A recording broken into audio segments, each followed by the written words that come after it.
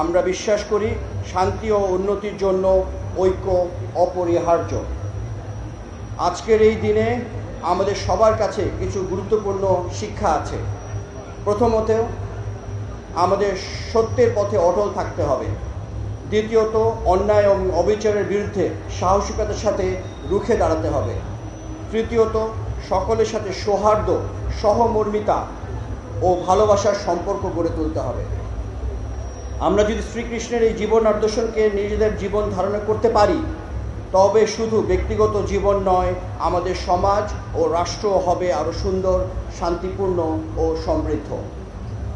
উপস্থিত সুধীমণ্ডলী, বাংলাদেশ বিমান বাহিনী দেশের আকাশসীমা রক্ষার পাশাপাশি সবসময় মানবিক দায়িত্ব পালনে অগ্রণী ভূমিকা পালন করে আসছে। প্রাকৃতিক দুর্যোগে ত্রাণ সহায়তা থেকে শুরু করে আন্তর্জাতিক শান্তি রক্ষা মিশনে অংশগ্রহণ আমাদের প্রতিটি কর্মকাণ্ডে রয়েছে মানবতার সেবা ও শান্তির বার্তা। এই মানবিক চেতনা শ্রীকৃষ্ণের শিক্ষার সাথেও গভীরভাবে মিলে যায়। আসুন আমরা আজ প্রতিজ্ঞা করি, আমরা অন্যায়ের বিরুদ্ধে আপোস করব না, দুর্বল ও অসহায়ের পাশে থাকব, আর পারস্পরিক ভালোবাসা ও সহনশীলতার মাধ্যমে আমাদের দেশকে আরও শক্তিশালী করে তুলব।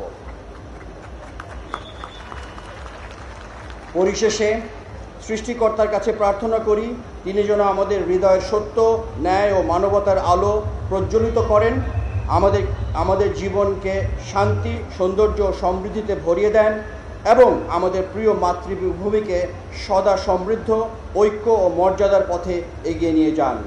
সবাই ভালো থাকুন, সুস্থ থাকুন।